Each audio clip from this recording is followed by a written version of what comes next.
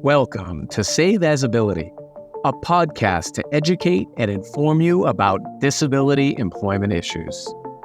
My name is David D'Arcangelo, and I'm your disability policy expert. Hey everybody, welcome back for another episode of Self-advocacy. We got self-advocacy for people with disabilities as our topic today, and this is really essential to make sure that people with disabilities are being treated with respect, dignity, fairness. We just had an episode about that a few back. Really, that's the goal. I mean, going into the Americans with Disabilities Act anniversary, this is kind of like bedrock types of stuff here. We want to make sure that people with disabilities are acting as their own self-advocate. If you don't advocate for yourself, who else is going to do it, right? So for people with disabilities, self-advocacy is key and essential. And everybody can do it. Everybody can do it. Regardless of your ability or disability, everybody can do it. Now, it might be different levels with different folks. We understand that. And there may be other people that you need to bring in on that.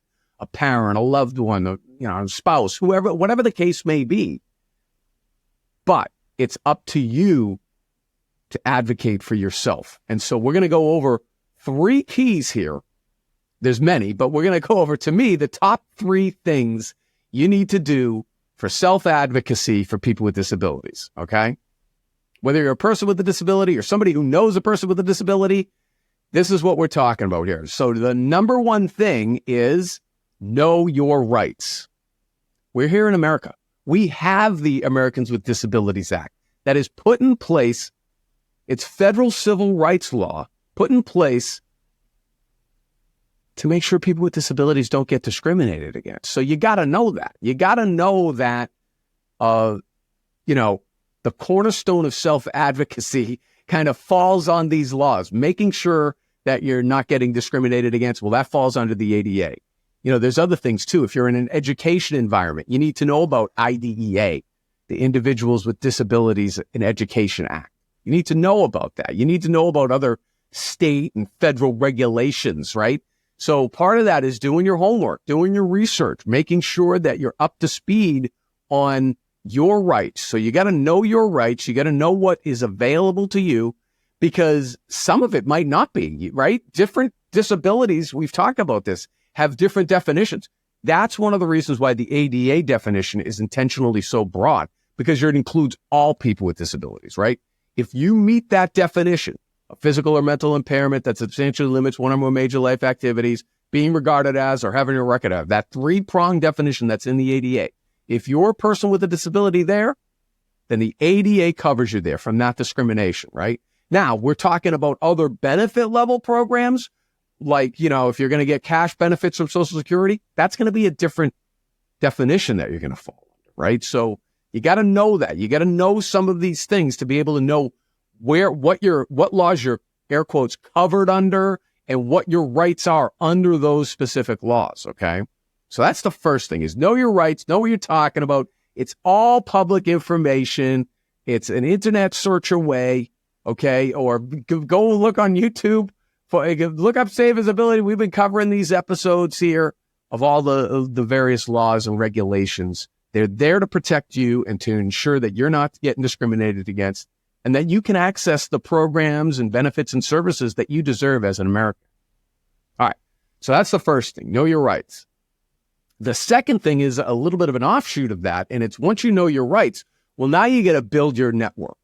Now you got to look at the resources that are available to you. So number 2 is building your network of resources. All right. Now that might be knowing professionals or getting to know professionals, or, so it's resources that way. But it's also the collection of all of this information.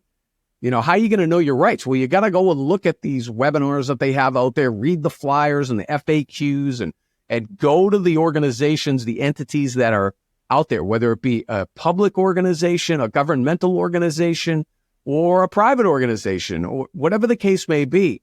You got to build your network, because there are a ton of resources out there for you to be able to help you to advocate for yourself, and get others to be able to give you insight and to be able to give you tips on, hey, have you tried this? Have you tried that? That's one of the things we try to do here at Save Visibility is build your knowledge base and the information to empower you so that you can advocate for yourself. So that's number 2 is building your network of resources.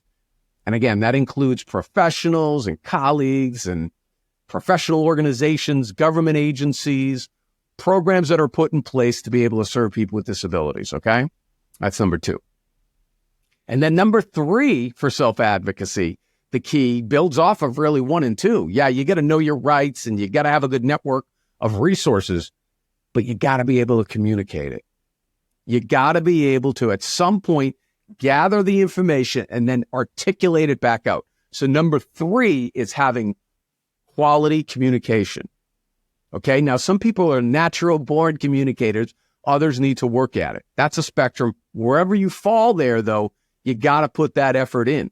Even public speakers, one of the things I do is present and teach people how to present. I work at it too. So even though I like to consider myself a natural born, that doesn't mean that you take it for granted. No, if anything, you have to work harder to develop those skills to be able to communicate effectively. Because the best advocacy you're going to be able to do is when you can articulate well for yourself. And having the resources and knowing your rights, those are bedrock things, but being able to articulate that, having strong communication to be able to emphasize your rights and to be able to express those rights and, be able to get information from your network and give information to your network, those are all keys. Okay, so some of that's going to be written communication where you're going to need to correspond over email or filling out a form online or, asking a question in a forum, whether it be in person or online, whatever the case may be, to be able to express your thoughts in an organized way, to know what you're talking about from the resources and the rights, that is really key to self-advocacy. So again, these are just 3 things. To me, it's know your rights, build your network, and then communicate. Those 3 things are very important for self-advocacy for people with disabilities. So if you don't do it for yourself, I don't know if you can expect other people to be able to just do it for you. And if they do, are they going to do it as well? So it takes a village. I believe that, but it takes your initiative. You got to have that buy-in to be able to advocate for yourself. All right. So if you want more on this, please drop me a line, communicate. There it is. Number 3, communicate. Communicate with us, and I'll try my best for you. All right. So this episode came in by a listener, somebody who I had a conversation with last week was like, can you talk a little bit more about self-advocacy?